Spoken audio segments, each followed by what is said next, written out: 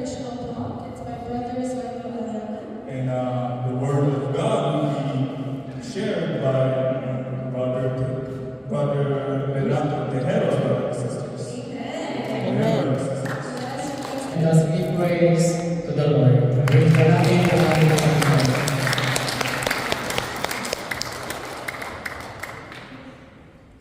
Kindly open your Bible in the letter of St. Paul to the Philippians, chapter 3, verses 8 to 14. Philippians 3, verses 8 to 14.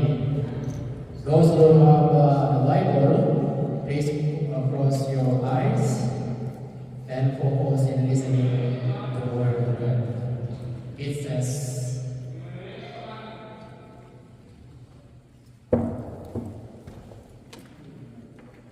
not only those things, I want everything as complete flows. For the sake of what is so much more valuable, the knowledge of Christ, Jesus, my Lord. For his sake, I have thrown everything away. I consider it all as pure garbage, so that I may gain Christ and be completely united with him. I no longer have a righteousness of my own, the kind that is gained by obeying the law. I have the righteousness that is given through faith in Christ, the righteousness that comes from God and is based on faith. All I want is to know Christ and to experience the power of his resurrection, to share in his sufferings and become like him in his death, in the hope that I myself will be raised from the dead to life. I do not claim that I have already succeeded or have already become perfect. I am striving to win the prize for which Christ Jesus has already won me to himself. Of course, my friend, I really do not think that I have already won it. The one thing I do, however, is to forget what is behind me and do my best to reach what is ahead. So I run straight towards the goal in order to win the prize, which is God's call through Christ Jesus to the life above. Brothers and sisters, the word of the Lord. You can now take your seat, take a while. Sa pagpalaman at pagmuli sa ating lahat, mapahintay kay Kristo. In this reading, my brothers and sisters, the context ng ilalaman po ito ay discernment. In biblical meaning of discernment, my brothers and sisters in Christ, is the ability empowered by the Holy Spirit to distinguish between truth and falsehood, right and wrong, and to understand God's will and the true nature of things, often involving a deeper understanding of God's perspective.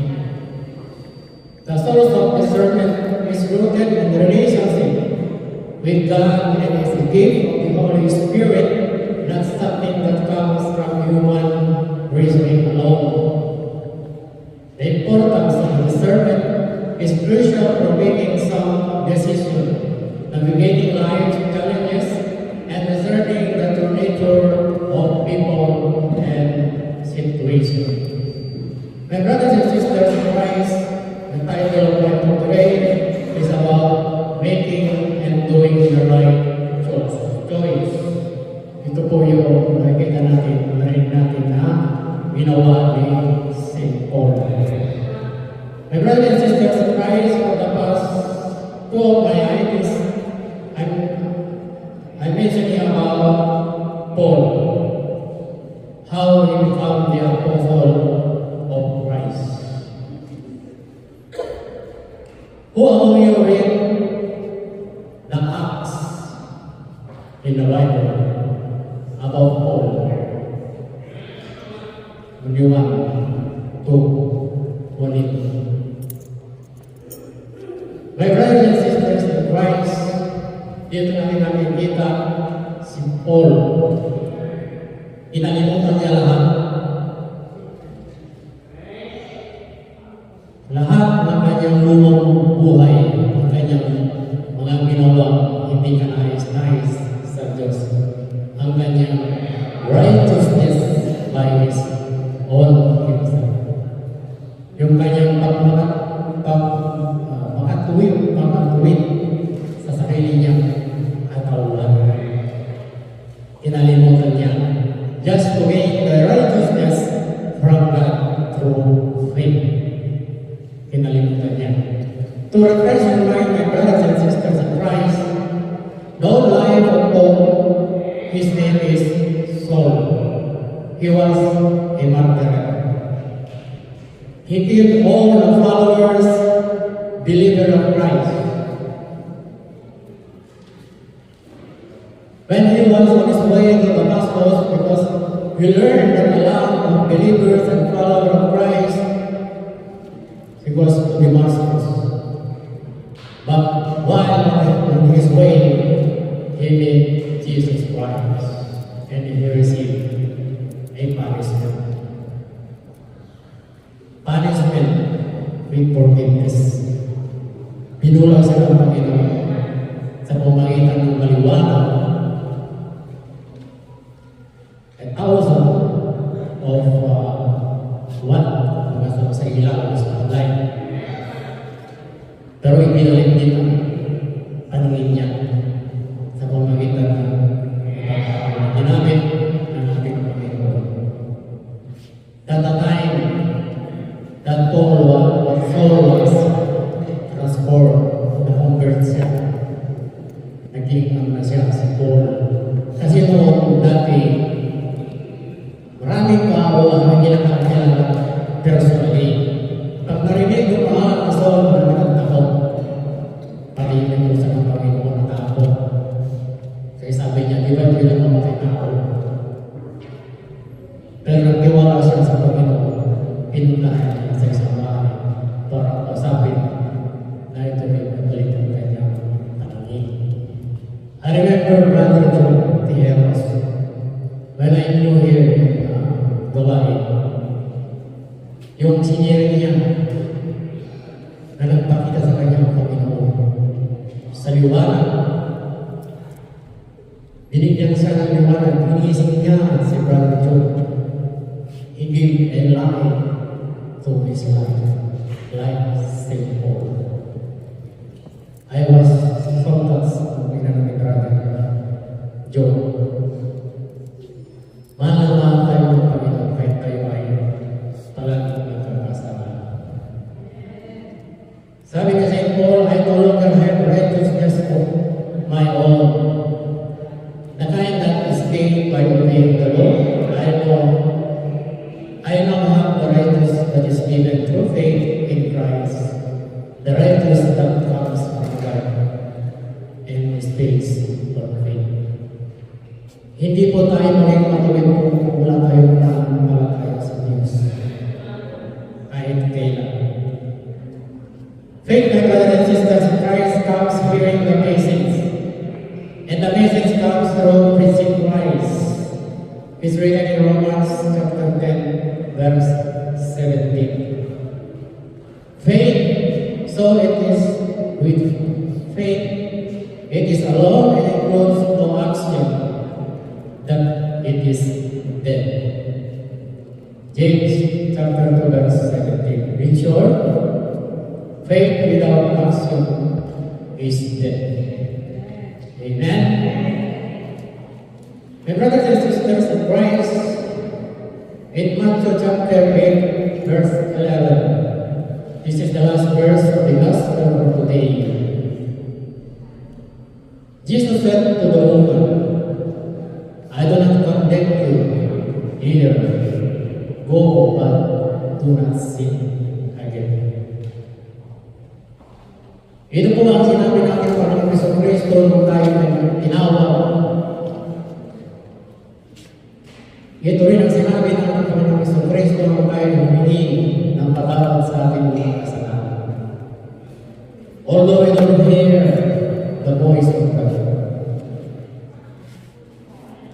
commit a sin and you ask forgiveness, ito yung talagang sinasabi ng Panginoon. Go.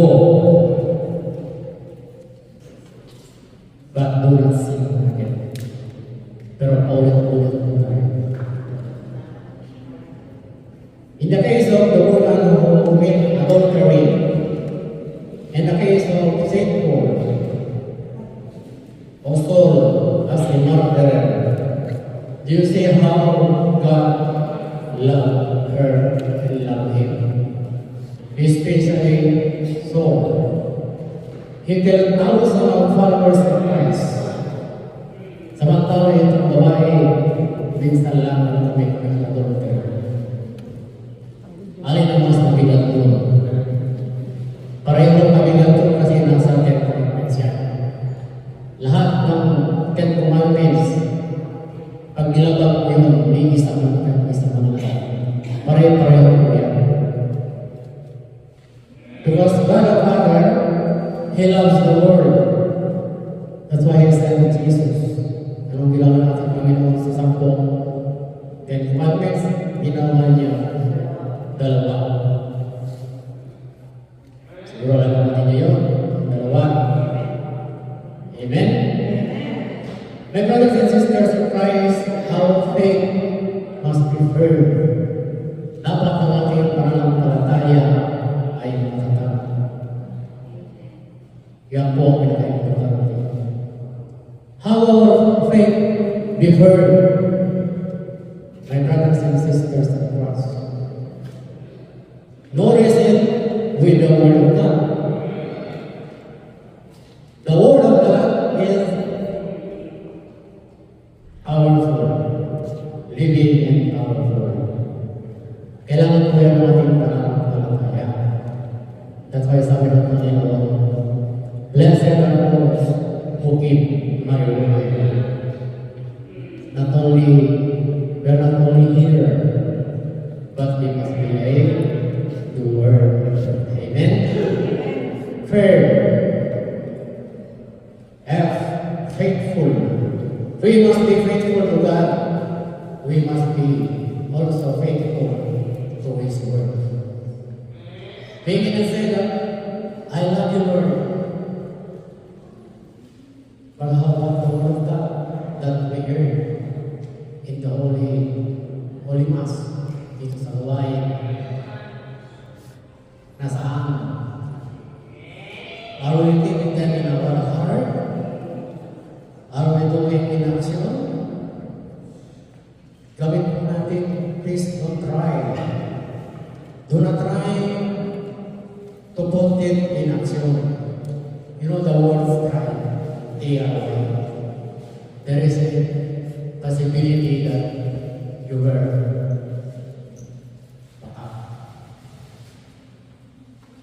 but if you do it, it means to say you go forward slowly to become a righteous person or righteous servant of God.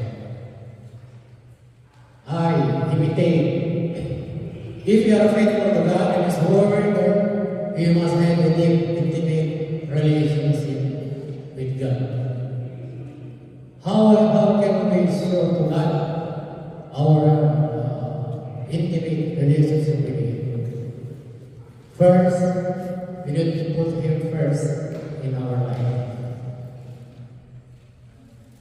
First in our life, family is second, wealth is third. If you put the family first in your life and God second, it means to say, you are not worthy. We are not worthy to God. Kasi gusto ng Diyos siya unahin natin. Kasi ang Diyos nagsiselos po yan. Ang po yan nagselos sa kanyang pamilya. Gusto niya siya ang inuuna natin. Paano natin mapapakita na inuuna natin ang Diyos? By doing good to others. That's why I was reading, Paul is telling those people, Who are the people? In the reading.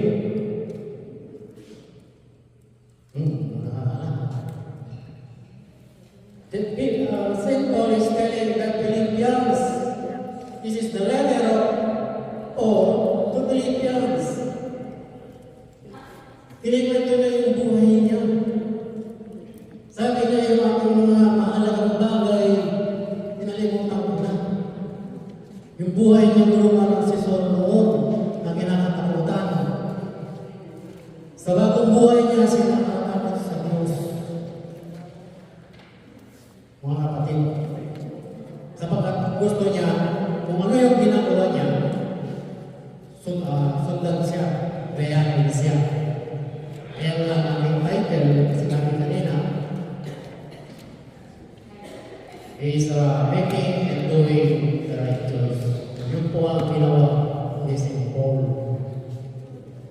Para makamit niya, you will gain the righteousness from God in faith.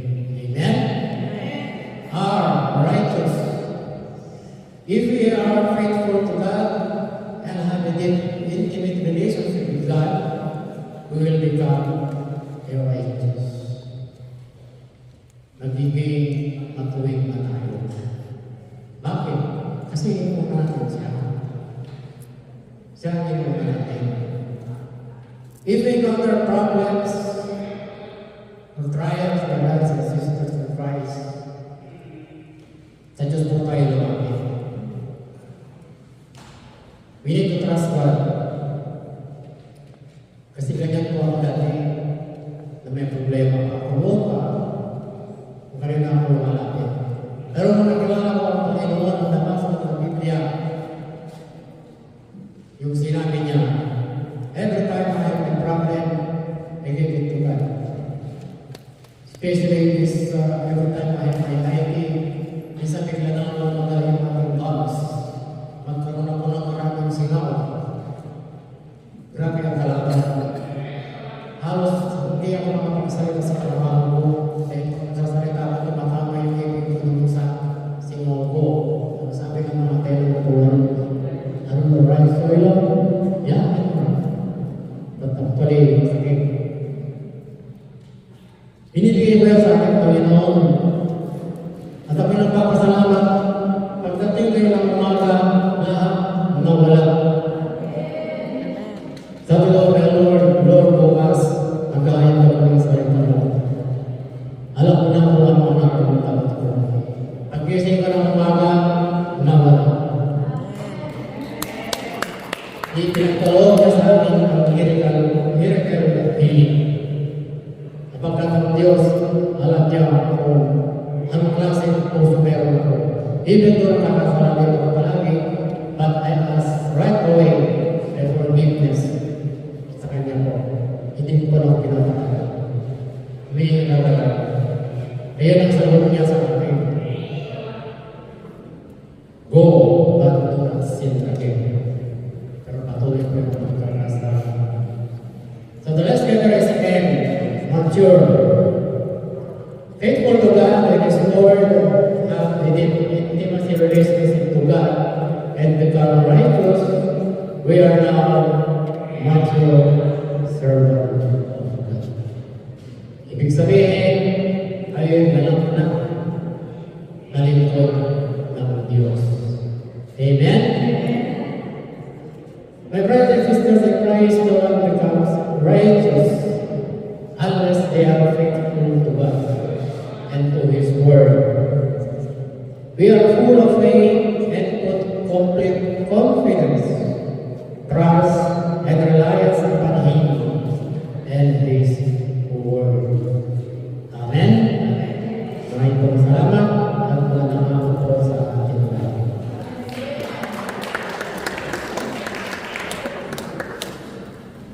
Tayo po yung tayo. Tayo po yung dalangin. Name of the Father, of the Son, and of the Holy Spirit. Amen. Salamat po Diyos sa salita po na ipanagsabi mo sa amin. Kami po ay tulungan at gabayan upang hindi ka na magdapat ng mga lingkod para magdapat ng iyong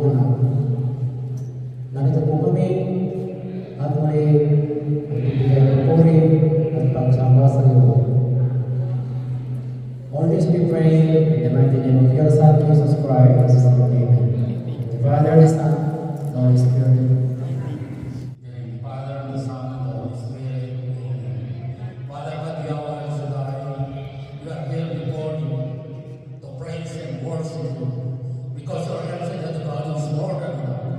Your El Shaddai God who created heaven and earth, the God of Abraham, Isaac, and Jacob, the God who supply our needs according to riches in glory.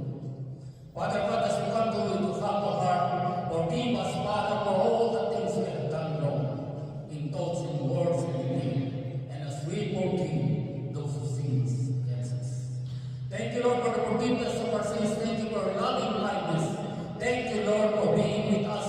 As you promised, when there are two or three gathered in your name, you are in the midst of them.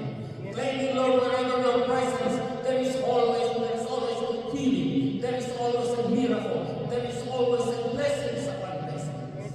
Father God, in the name of Jesus, unang may mapalag na pumalag ka, my Lord, to those people who are in need of healing today. Father God, in the name of Jesus, anoint your servant who will choose to proclaim your gospel. Use my hand to be the extension of your hand to heal your people. Use my lips, my tongues, my mouth to be the extension of your mouth and lips and tongue to proclaim your gospel. Father God, in the name of Jesus, may you send the Holy Spirit to dwell in my heart. Use me only to be an instrument. May your Holy Spirit be my advocate, my friend, and my guide, and remind me always the teaching of the Lord Jesus. May you, Father, anoint the hearts of your people today. May they understand your word and live according to your will and purpose. Father God, in the name of Jesus, by faith we claim. We claim today that we open the door of heaven to pour out blessings upon blessing, healing upon healing upon your people. So Father God, by faith we claim that today is a very successful day. In the name of Jesus. In the name of Jesus. And all these things are said and pray. In Jesus' name. Amen and amen. Amen. Father, and the Son, and the Holy Spirit. Amen. Praise Jesus. Praise the Holy Spirit. Good afternoon, my brothers and sisters in Christ. If you have your Bible, please open your Bible in the Gospel of John, chapter 8, verse 1 to 11. Are you with me, my brothers and sisters in Christ?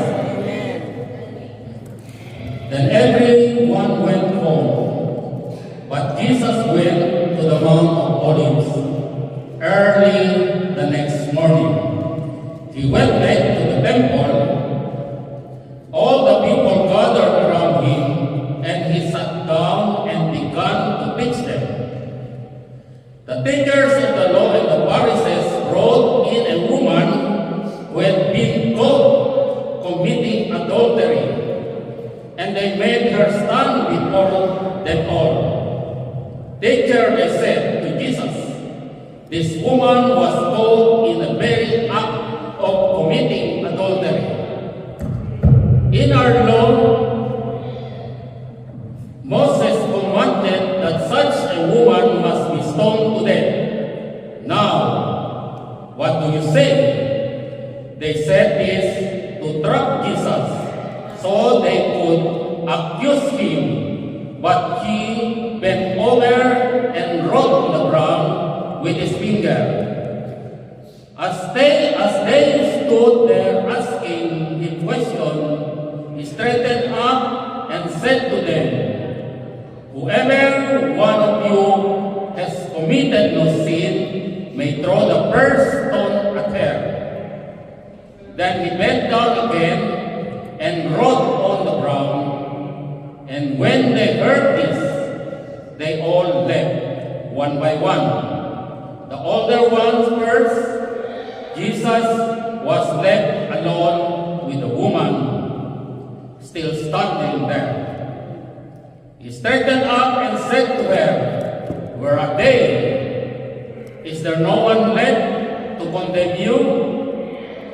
No one, sir, she answered. Well then, Jesus said, I do not condemn you either. Go, but do not sin again. My brothers and sisters in Christ, the gospel of the Lord. Lord. Praise the Lord, praise the Lord, praise the Lord. Praise the Lord, praise the Son, praise the Holy Spirit. Good afternoon, my brothers and sisters in Christ.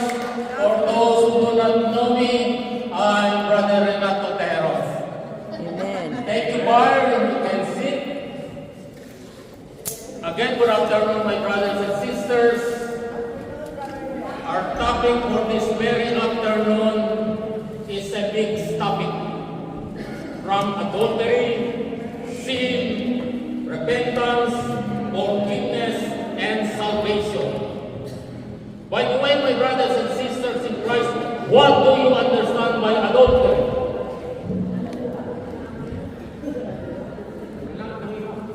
Adultery is a committed by a male woman who shall make a sexual intercourse, not her husband, and by a man who shall have a carnal knowledge, knowing her to be married, even if the marriage is subsequently declared void. My brothers and sisters, I want you to understand also. During my college days, there is a difference between adultery and concubinage. Concubinage refers only to a man who shall cohabit with her under scandalous circumstances. But when we talk of adultery, it refers to the married woman who shall make sexual intercourse with a man. Amen po ba? Now, my brothers and sisters in Christ, in this gospel, the Pharisees, the teachers of the law and the Pharisees, they brought a woman, as they say, they commit in the very act of committing adultery. The word says, in a very act. But in other translation, there is no word appear in a very act committing. Ma'am, selected translation lang yan. Amen po, nakuha nyo. But this, sa Isiri, nandito it says, they said to Jesus, this woman was caught in the very act of committing adultery. Meaning, my brothers and sisters, they caught in the very act. Amen po ba? Now, in the law of Moses, in the Mosaic law, according to the book of Leviticus 20:10, if a man commits adultery with the wife of his neighbor, both the adulterer and the adulteress shall be put to death. Open your spirit, my brothers and sisters. Open your spirit. Now, the same thing also in the book of Deuteronomy 21:21. And all the men of his city shall stone with him, and he died, so that thou put evil away from among you, and all Israel shall hear and fear. Amen po ba? Now, when they brought this woman who caught in the act of committing adultery, Jesus was writing on the ground. What do you think Jesus wrote on the ground? The truth, my brothers and sisters in Christ, we don't know anything. We don't know, because even the disciples were away from Jesus. We don't know exactly what the word that Jesus wrote on the ground. But there are words that connect to this gospel based on the woman who caught on the act of adultery. Maybe, because there is no proof, but it is only I search as a probable words what Jesus wrote on the ground. Maybe according to the Romans 6:23, for the wages of sin is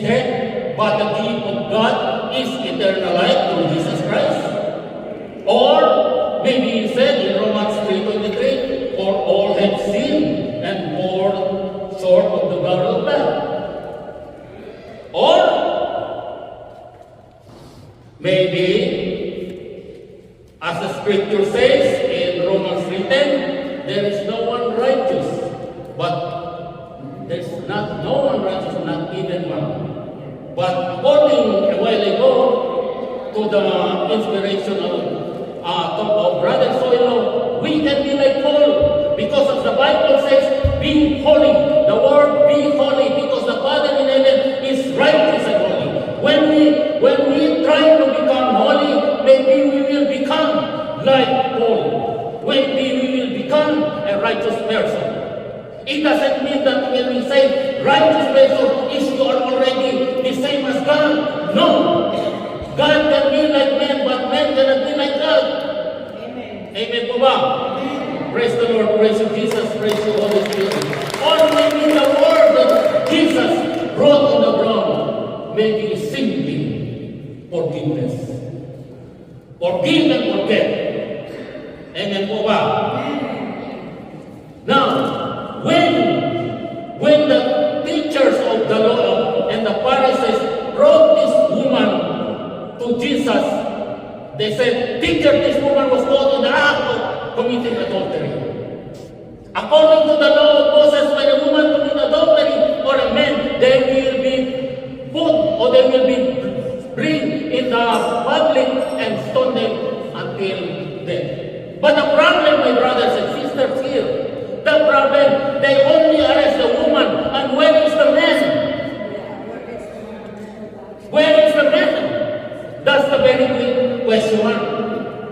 Yung pinapilay-nilayan ko to, itong gospel ito, they arrest the woman, but they don't arrest the man. And they said they commit in the act of adultery, pero hindi nila inaresto yung lalaki. Supposed to be kasama yung lalaki dadalhin doon kay Jesus. Siguro, ginawa lang to ng mga teachers of the law in order to trap Jesus, in order they find something to accuse Jesus if he violates the law. Hindi natin alam kung nangyayari ba totoo yun. It's only gawa-gawa or it is only a sabotage between the movement and the Pharisees. Dahil wala hindi nila dinala yung lalaki. Praise the Lord, praise Jesus, praise the Holy Spirit. Now, when they said that this woman, when they arrest this woman, bringing to Jesus, what do you think? What is the mind of this woman? Of course, she been guilty. Of course, when we commit a sin, we are guilty and then we are uneasy. Amen po ba? Hindi natin alam kung anong gagawin. Itong babae, kapag dinala na siya papunta kay Jesus, ang iniisip niya, patay na ako ngayon. Dahil alam niya kung ano ang mangyayari, kung anong penalty na i-impose sa kanya is by throwing a stone to death. Siyempre, ang iniisip niya, my brothers and sisters, patay na ako ngayon. Ito na ang katapusan ko. But my brothers and sisters, what happened? What happened? The woman is thinking about her death. What? In contrast, Jesus gave her the assurance, go and sin no more. How happy the woman at that very moment. How happy. Imagine, ang isip natin, ang isip mo, patay na ako. Pupugutan ako na ito, babatuhin ako. Pero, sabi ni Jesus, neither I will condemn you. Go and sin no more. Imagine, my brothers and sisters in Christ, bumaliktad yung panahon, papatayin na siya. Pero pagkatapos, the Lord Jesus, who was there, willing and able to forgive her sins. Amen po ba? Now, my brothers and sisters in Christ, Jesus is willing and able to forgive our sins. Kung ano man yung pagkatao natin, kung ano man yung kasalanan na gawa natin, my brothers and sisters, if we come to Jesus today, if we come to Jesus in willingness, if we come to Jesus with a humble heart, and most of all, we will come to Jesus with repentant heart, the love of Jesus is there for you to forgive all your sins. Praise the Lord. Praise Jesus. Praise the Holy Spirit. Jesus is giving to that woman a second chance to live full and happy life. But the word there, go and sin no more. That word, go, my brothers and sisters, that you need to go and repent and live according to the will of God. Even though it doesn't come out to say to the woman, you have to repent, but deep in the heart of Jesus, He knows already that that very moment, that woman who committed adultery, her sins was already forgiven. Amen po ba? Praise the Lord. Praise Jesus. Praise the Lord. The same thing, my brothers and sisters, yung mga last previous natin gospel according to Sister Nita, we need not to condemn other people, my brothers and sisters. Let the judge, let the judge be judge to them, not us, because we are also sinners.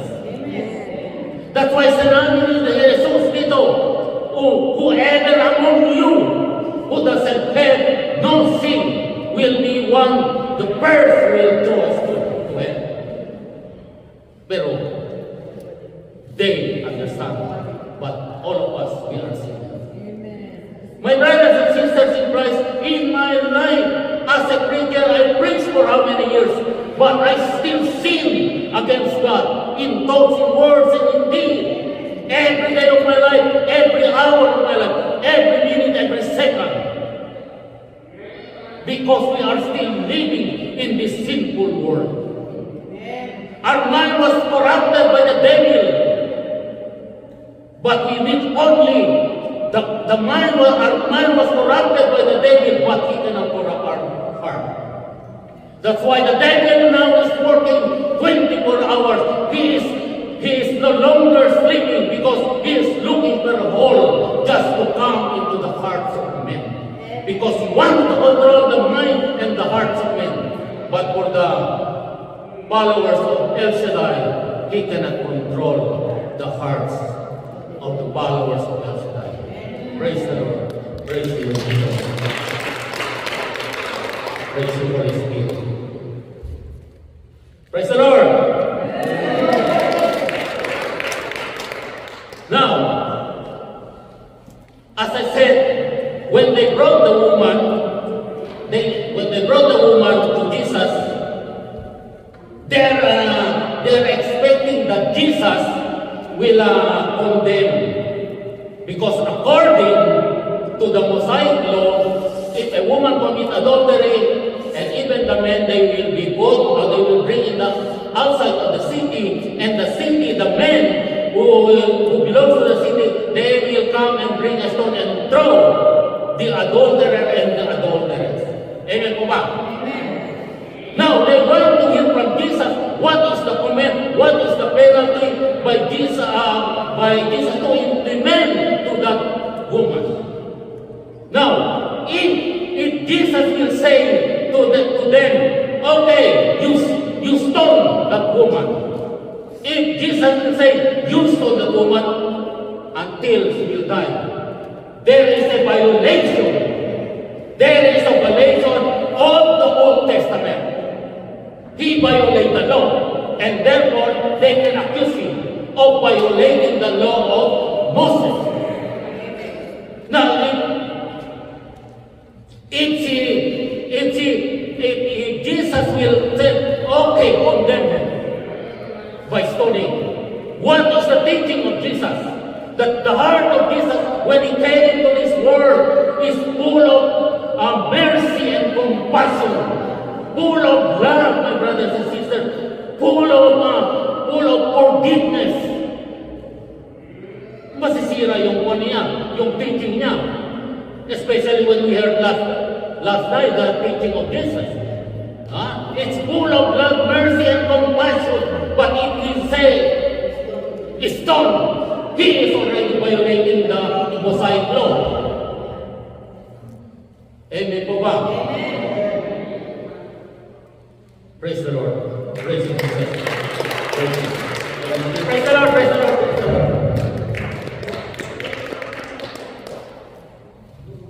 Praise the Lord. Praise you, Jesus. Praise you, Holy Spirit. Now,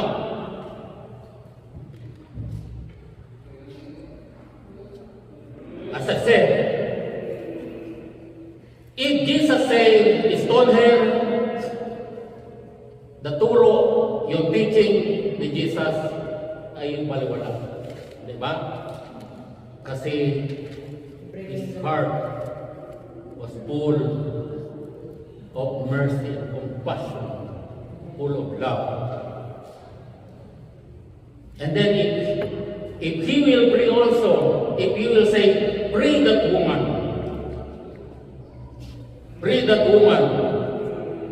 walang nangyari na penalty, it's also a violation. Violation also sa Old Testament.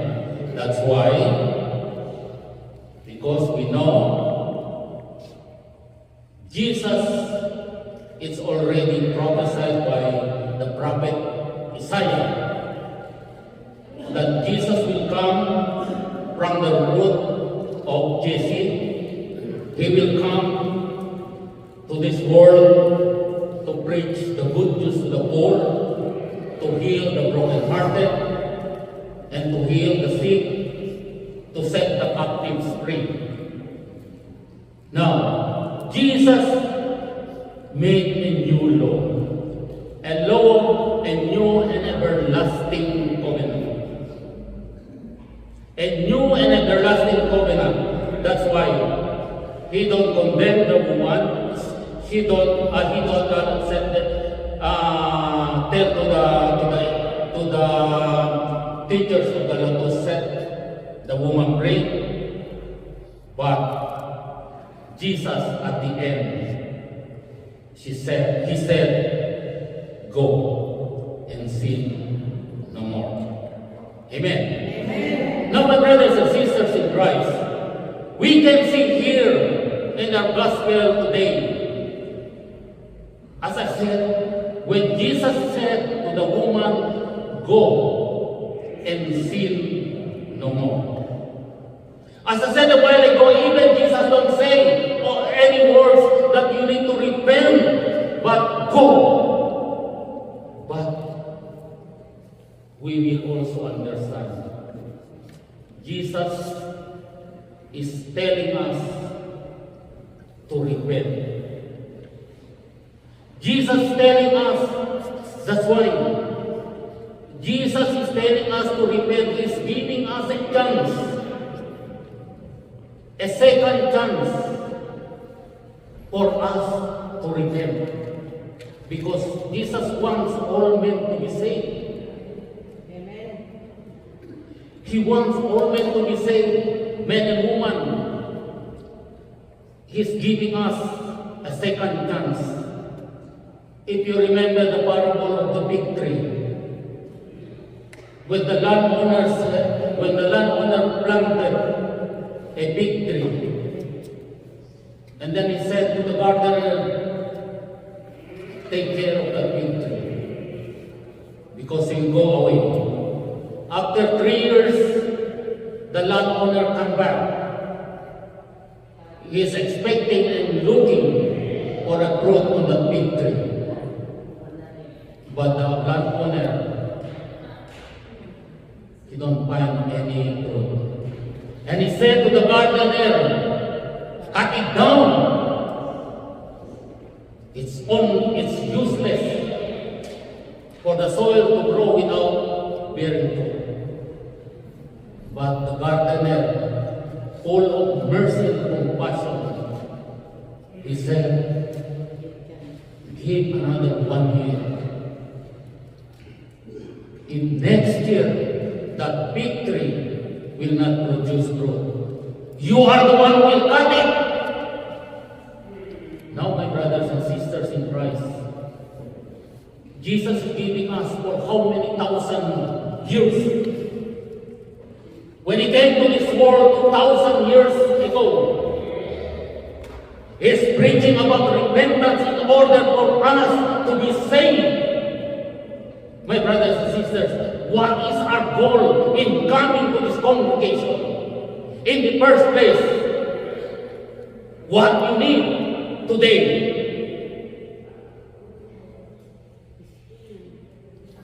Yes, my brothers and sisters, we come. People come to the church just to ask for blessings. But when we receive healing, when we receive blessing, we cannot even say, thank you, Lord, for the blessing. Thank you, Lord, for the healing. Praise the Lord.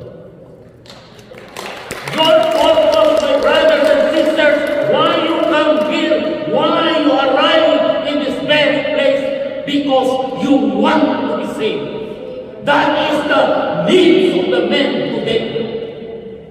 Yung mga physical needs natin, yung mga financial needs natin, that is already later. What we need today is your salvation. What we need today is to save, that we need to save because we don't know when Jesus will come. Hindi natin alam. Ngayon, nagsasaya tayo pagkatapos mamayang madaling araw, darating na si Lord Jesus, pagkatapos hindi tayo prepared. What happened na lang? Do you remember the parable of the 10 virgins? The 5 were foolish and the 5 were wise. They take the foolish virgin, they take the lamp without extra oil. And the wise virgin, they take the lamp with the extra oil, because they are waiting for the bridegroom to come. Who is this bridegroom, brothers and sisters? Jesus is the bridegroom.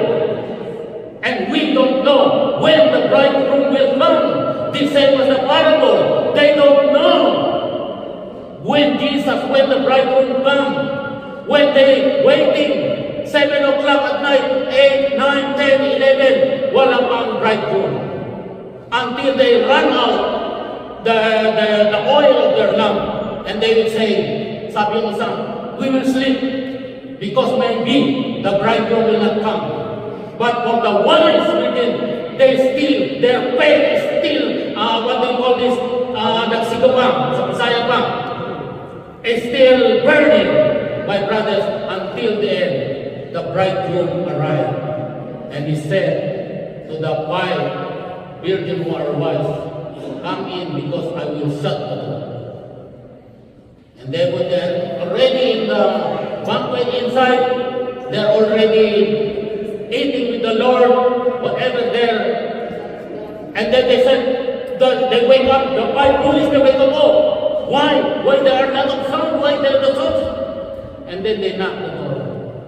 Let us in, let us in. And Jesus appeared to them. Who are you? Where you came from? I don't know you. Get away. The same thing, my brothers and sisters in Christ, we don't know when Jesus will come. That's why it is the time. The time of left, my brothers and sisters in Christ, is to repent, is to pray, to experience the love of God. We need to experience, we need to share in His suffering. That is the time of Lent is the time. Mabuti pa yung mga Muslim because they fast 1 month every day. They fast from 6 in the morning and to 6 in the evening.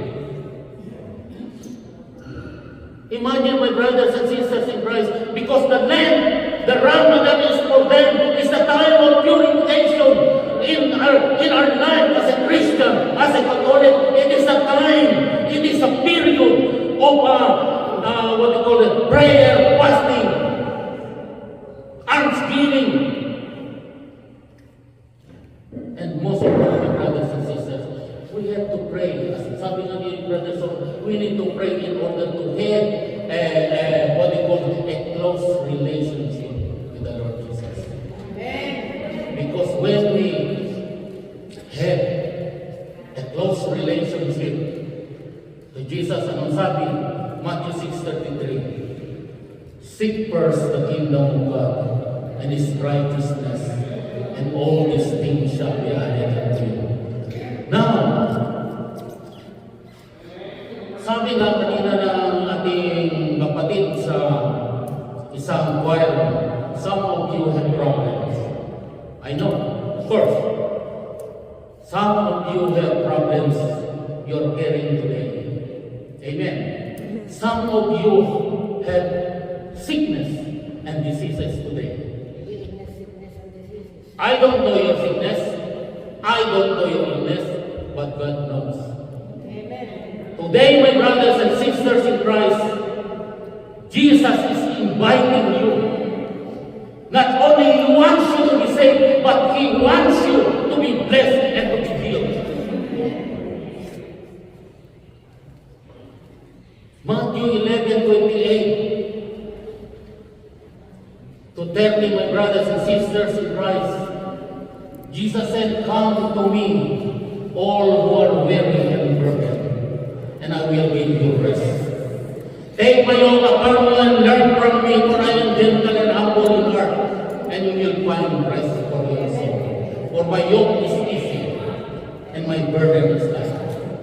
My brothers and sisters in Christ, 30 years ago, I was in the Davao City when I heard Matthew 11:28. Jesus is inviting us to come to Jesus today.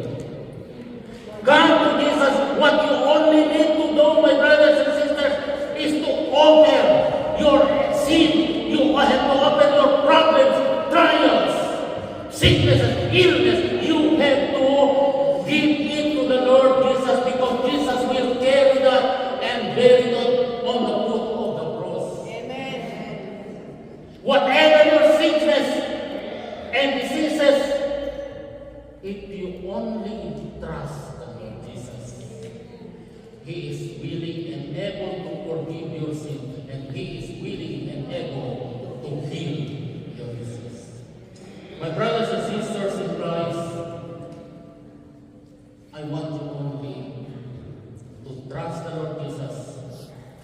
Just over everything. Your problems, your trials, sickness, illness. Problema man sa financial. May utang man. You have to speak. You have to tell Jesus, this is my problem, Lord Jesus. Help me. Save me. As Father God Almighty, He continue touch the church. He continue, Father God Almighty, He continue to touch the hearts of your people right now. Father God, in the name of Jesus, we are here, believing and trusting you that you are Jesus, who is the same yesterday, today, and forever. You are the Jesus who heals me. You are the Jesus who come in front of me during my 33 years ago. You are the same Jesus who healed my wife, Carol. You are the same Jesus who healed my daughter, Karina. You are the same Jesus who healed Julius. You are the same Jesus who healed Bibi. Father God, we come to you with a humble heart. We come to you in willingness offering everything to you, Father God, because we cannot serve in your vineyard if we are sick. Father God, in the name of Jesus, iunat mo yung mabalag na magsimalang kamay, Lord, sa mga kapatid ko ito, Lord. Father God Almighty, by the power of the Holy Spirit, blessed upon me. I command every sicknesses and diseases to get out from the body of my brothers and sisters. Espiritu ng cancer, all kinds of cancer, I command you to get out from the body in the name of Jesus. Espiritu ng glaucoma, I command you to get out from the body in the name of Jesus. Espiritu ng mayuma, I command you to get out from the body in the name of Jesus. Espiritu ng high blood, I command you to get out from the body in the name of Jesus. Espiritu ng high blood, diabetes, I command you to get out from the body in the name of Jesus. Espiritu ng confusion, depression, Alzheimer, I want you to get out from the body in the name of Jesus. Because we believe there is nothing impossible to you, Lord Jesus. You are the greatest healer, and you want us to be healed, especially when it's coming anniversary, 29th anniversary here in Montreal, and the anniversary coming in Ottawa. Father God, if we are sick, we cannot serve, but we need a healing. Touch your people. My brothers and sisters in Christ, I command you to tell to your sicknesses and diseases to get out from the body.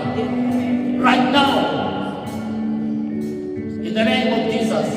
Father God, we believe today that you will open the door of heaven to pour out healing upon the people of Montreal, the people of Ottawa, and the people around the world. May your healing touch be upon us today. May you touch your people today.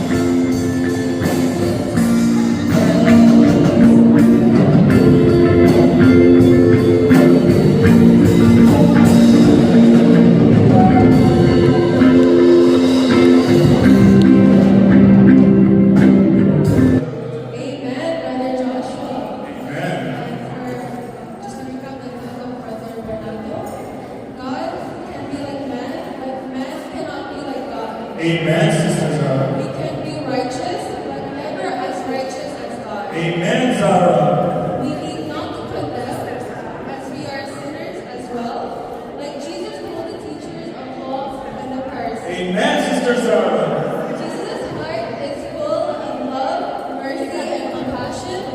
Always right, Sister Zara.